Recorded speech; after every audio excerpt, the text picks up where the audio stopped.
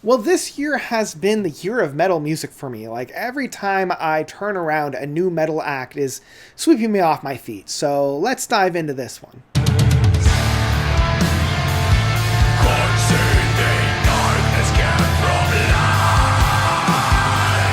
The Grand Crescendo by Obsidian Tide. So Obsidian Tide is a tech extreme progressive metal act. These guys are pretty new to me, but they are still kind of new on the scene.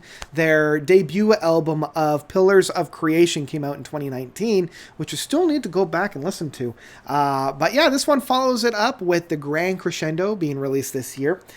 If I were to summarize the music on here, it would be if you took Opeth's heritage and kind of kept it going in the early 2000s metal scene that Opeth was really playing with like Damnation or Deliverance and Blackwater Park and Ghost Reveries, and like infused it with that.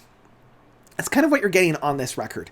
Now, this year has seen its fair share, or even more than fair share, of bands that have been channeling other bands to the point of being derivative or of being clone bands or knockoffs. And I mean, these guys are getting really close to being a knockoff or a clone band of Opeth.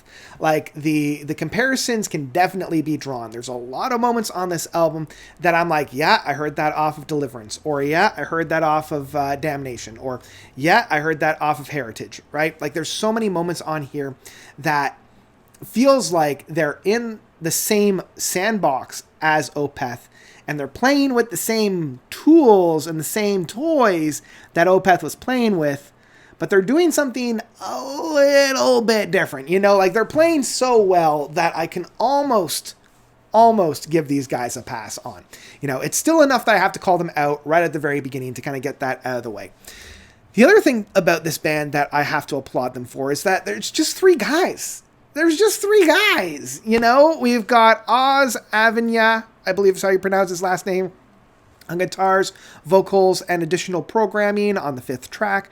We have Shashar Bieber, I believe is how you pronounce his last name, with bass, the harsher vocals, and additional vocals. Ezra, I think it's Nedler, I believe it is, or Erez Nedler, on drums, percussions, programming, and all the other fun stuff of the harmonizations. And this album is also begging for me to love it. You know, we've got 6-ish tracks with a closing piece. None of them are under 8 minutes long. All of them are over 8 minutes long. And I just friggin' love this kind of presentation of music. You know, I love tracks that really stretch their legs and really go into very interesting and very fantastic moments.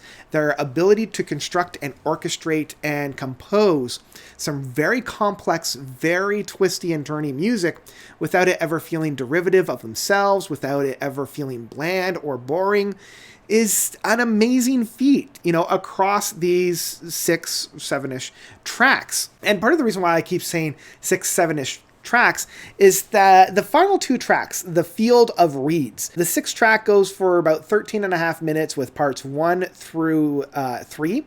And then parts 4 is the closing track of Miracles, which is basically just a 2.5 minute closing piece. So I always kind of think that the last 2 tracks are really just one piece that unfortunately has been segmented off. I mean, the album opens up perfectly with the opening track of Clandestine Calamities, and I love the blast beats. I love that chugging guitars. I love how we have a little bit of a breakdown near the kind of center middle of this track where it's got this dun dun dun dun dun dun dun dun dun dun dun dun dun dun. That's reminding me of, you know, Ghost Reveries, of the Grand Conjuration. Like, we've got that essence on here that I just friggin' love from Opeth, and I'm going to be making a lot of Opeth comparisons, so strap yourselves in. And this track really does give us a perfect sample of what to expect for the album as a whole, because yes, they can manage and maintain that brutality, the screaming, the growling, the very brutality of that style of music, but they're also able to really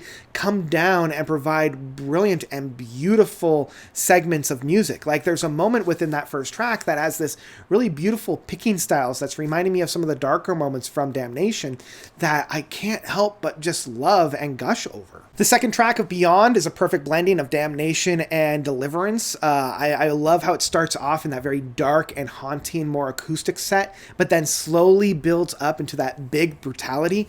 And near the end of this track, we have that really brilliant and beautiful, almost post-rock build that climbs to such a brilliant crescendo. And it is kind of funny that the third track, The Invasion of Paradise, might be one of the more somber tracks on here, or at least it's the track that has the most amount of mellow moments, even though it ends on one heck of a bombastic blast. I love how they're really able to craft this guitar harmonizing, like almost hypnotic aspect of it, where there's this like really gradual build, this very like post-rock sound within it that kind of rocks us into this false sense of security that then gets whipped out from under us, and we get that massive brutality that ends the track off. If I have to be honest, if I had to, like, gun to my head and pick a favorite song, it might be the fourth track of Halo Crasher, or at least I believe that's what it is, because the V, I think it might be an A. But yeah, Halo Crasher does a great job of really synthesizing a lot of the sounds that we would get from, say, Heritage, as well as Ghost Reveries within Opeth, because I'm hearing a lot of the flavors of that Heritage, but done in the meaty aspect of a Ghost Reveries. I love the builds. I love the payoffs.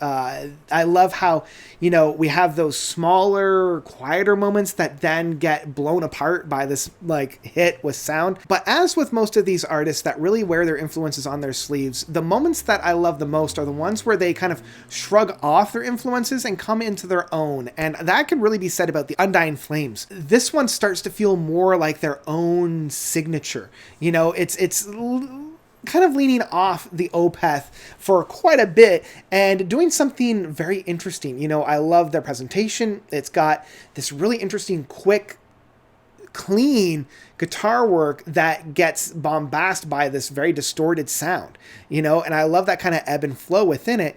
And this is where I'm most intrigued. Even though Halo Crasher is my favorite track, this is the track that I feel like is the most unique and the most interesting. And then we come to the final track, in my mind, of The Field of Reeds, parts 1 through 4. Love this track. It's the longest track. If you include the final track into this one, it's about 15 minutes worth of music, and it's a great way to end this album off. It has the builds, it has the climbs, it has the payoffs, it has the clean, it has the brutality. What I particularly love about this is that this allows them to really stretch their legs and really like navigate the landfill, like really try different areas and just see what happens. It's a lot of fun watching these guys just play where they're really great at playing. I love those builds and I love those payoffs, and that's what makes me excited about this music. So yeah, overall, the Grand Crescendo was one that kept rewarding me very, very nicely. If you are somebody that thinks that Opeth has kind of done dirty after Heritage, or I guess after Watershed, and hasn't really connected with anything that they've put out since Heritage, give this one a spin. This is the, I would say, spiritual successor to Watershed that everybody was hoping for. And if you've been craving like more Opeth that's more like brutal metal, then this is your answer. This is your prayer's answers. I would also recommend this to anybody that just loves some really fantastic, brutal death metal prog. Because this is kind of like prog first, death metal second, and it's one that I really applaud, and it's one that I applaud this group for. So it's for that reason that I'll say the Grand Crescendo by Obsidian Tide is one that I would absolutely pick up in physical format. I've covered a lot of artists this year that are basically derivatives of past artists, and I can give Obsidian Tide more of a pass because of the amount of unique interpretations of the music of Opeth. You know, it's very similar to how No Spoon, or I was pronouncing them No Spun, was of Dream Theater and Haken. These guys are of Opeth. So yeah, if you're a fan of Opeth, definitely check these guys out. If you're a fan of that brutal prog, then definitely check these guys out. This is also a really good gateway into the brutal prog genre. So like, if you are kind of off-put by Opeth or the screaming or the growls or the really intense stuff, I would highly recommend checking this one out. You know, I think you might get a lot out of that one. But that's all I've got for the Grand Crescendo from Obsidian Tide. What did you guys think about this record? Did you love it? Did you hate it? Whatever you thought, please let me know by commenting down below. Because, yeah, that's all I've got for you guys today. So, thank you all so much for watching. As always, you guys are definitely the best. And until next time, notes out.